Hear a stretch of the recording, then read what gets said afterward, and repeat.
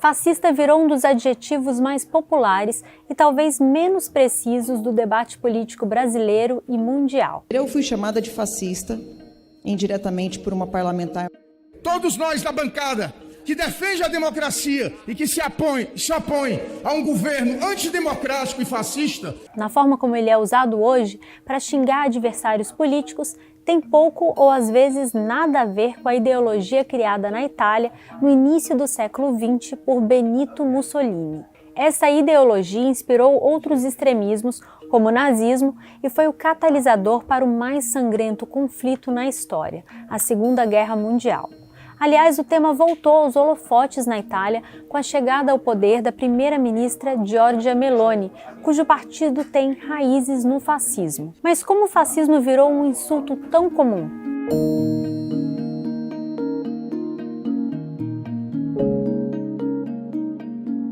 Precisamos voltar no tempo. O cenário é a Europa logo depois da Primeira Guerra Mundial. O conflito sangrento deixou cerca de 20 milhões de mortos, 20 milhões de feridos e uma Europa destruída. Também sacudiu as instituições políticas da região.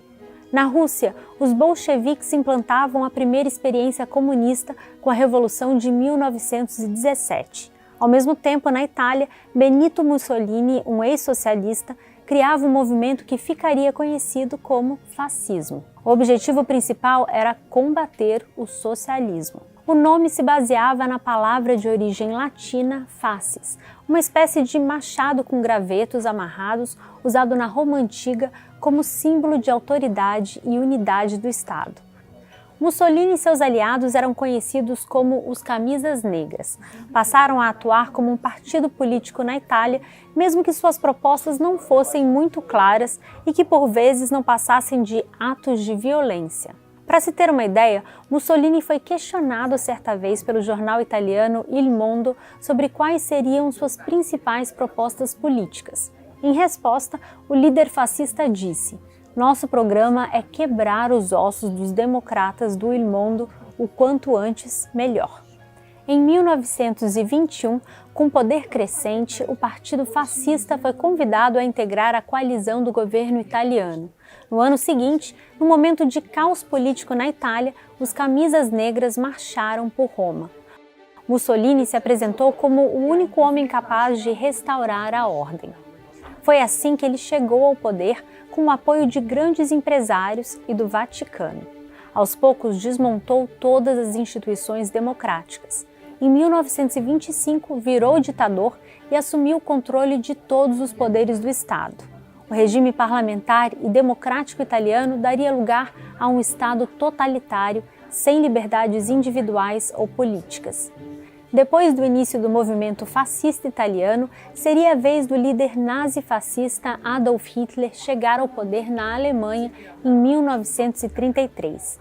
Hitler propunha remédios extremistas para os problemas do pós-guerra e culpava abertamente comunistas, judeus, ciganos e minorias religiosas por essas mazelas. Em 1920, ele fundou o movimento nazista com bandeiras nacionalistas, antissemitas, anticomunistas e anticapitalistas. Em 1932, com a Alemanha em frangalhos política e economicamente, os nazistas viraram o maior partido do parlamento. No ano seguinte, Hitler virou chanceler da coalizão de governo e, como Mussolini, desmontou as instituições democráticas. Virou um ditador. Em 1939, os fascistas italianos e os nazistas alemães assinaram um pacto militar e a Alemanha invadiu a Polônia, dando início à Segunda Guerra Mundial.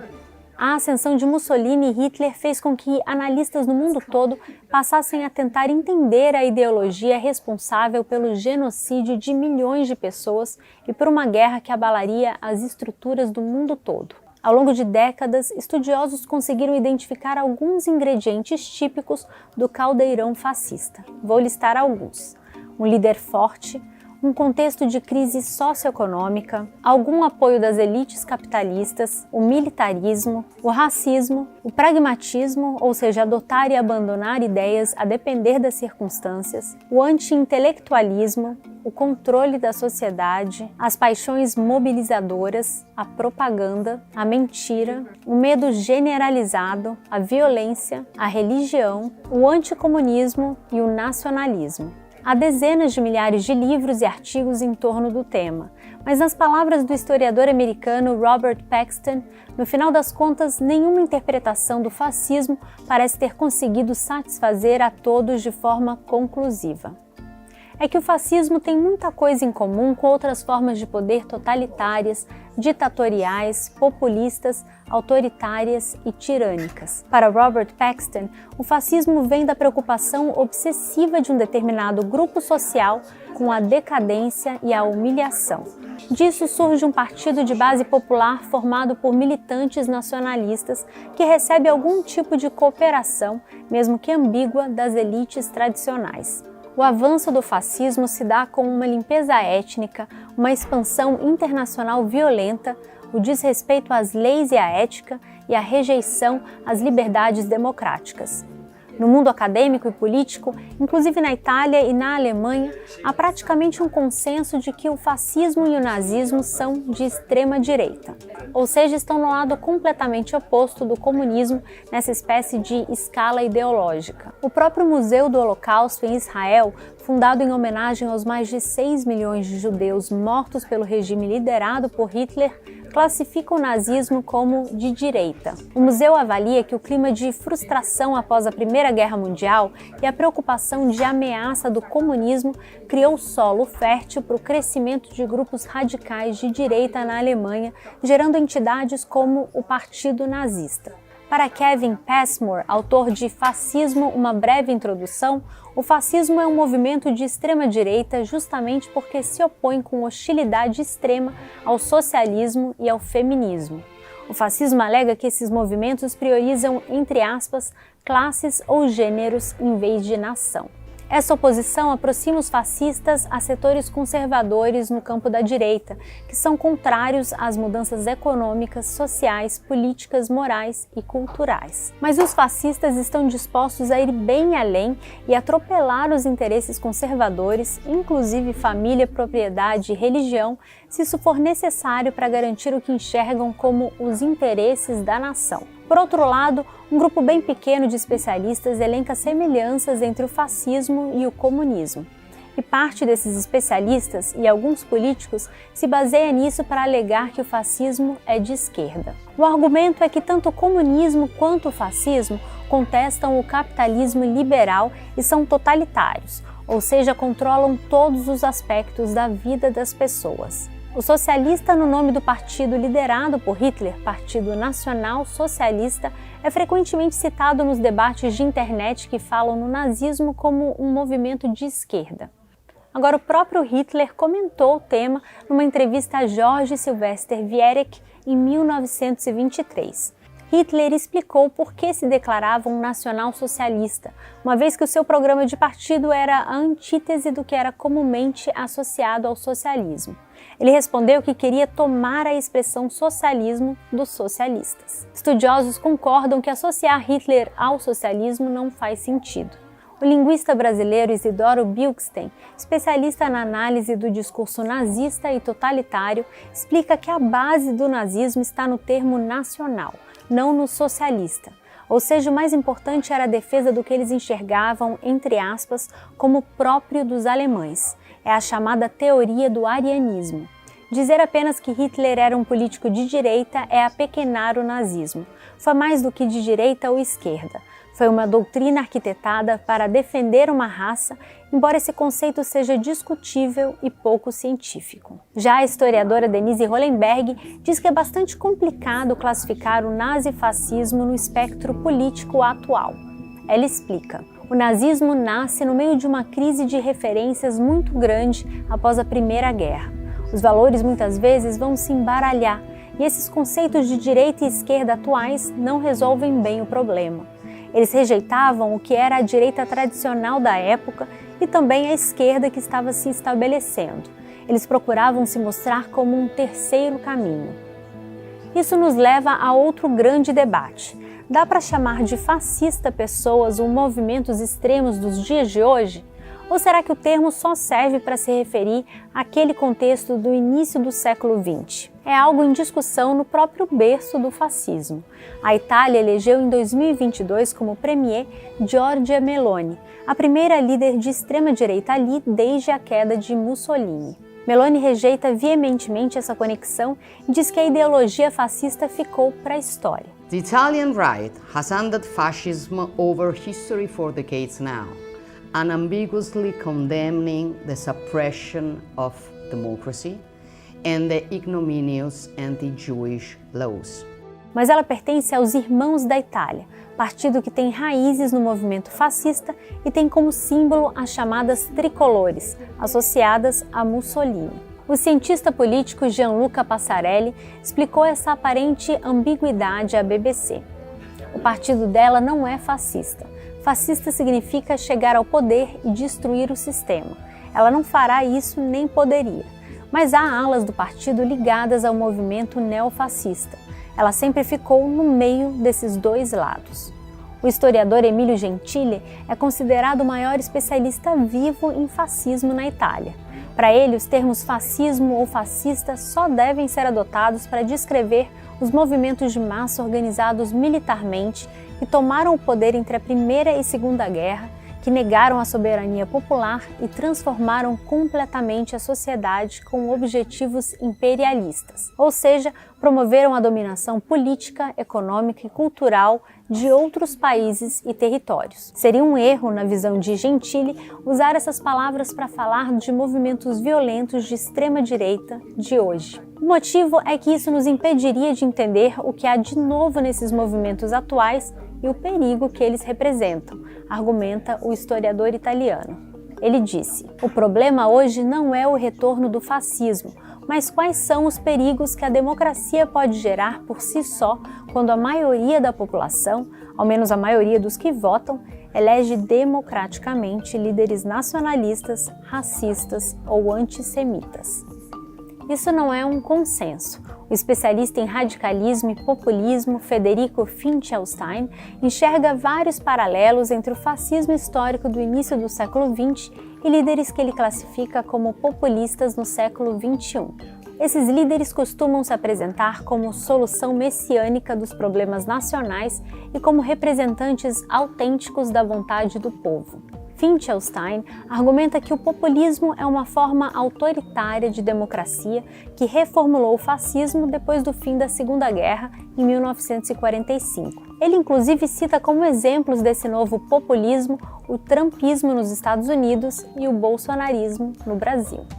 Já que estamos falando de Brasil, vamos lembrar a história do fascismo no país. No Brasil, esse movimento era chamado de integralismo. Inspirado em Mussolini, a Ação Integralista Brasileira, AIB, surgiu em 1932 com um discurso marcado por anticomunismo, nacionalismo, antiliberalismo, defesa do cristianismo, conservadorismo, corporativismo, antissemitismo e culto ao seu líder e fundador, o escritor Plínio Salgado. Para ele, o liberalismo político e econômico e o comunismo eram faces da mesma moeda. O Brasil chegou a ter quase 200 mil filiados ao movimento integralista, chamados de camisas verdes em alusão aos camisas negras italianos. Todas as sedes do movimento eram decoradas com fotos de Plínio Salgado e cartazes com os dizeres: "O integralista é o soldado de Deus e da pátria, homem do novo Brasil que vai construir uma grande nação." Para Robert Paxton, a AIB foi a coisa mais próxima a um partido de massas fascista nativo da América Latina. Mesmo depois de o partido ser extinto por Getúlio Vargas e de Plínio Salgado perder uma eleição e morrer em 1975, o integralismo não acabou no Brasil. O historiador brasileiro Leandro Pereira Gonçalves explica que o movimento se pulverizou nos anos 70 e fez nascer vários pequenos grupos neofascistas. Um deles reivindicou a autoria de um ataque à bomba contra a sede do grupo humorístico Porta dos Fundos, no Rio de Janeiro, em 2019. Mas, além disso, o lema do integralismo, Deus, Pátria, Família, voltou à tona como lema do Aliança pelo Brasil, partido que o presidente Jair Bolsonaro tentou criar sem sucesso. O bolsonarismo, por sua vez, é caracterizado por alguns pesquisadores como um movimento neofascista ou pós-fascista.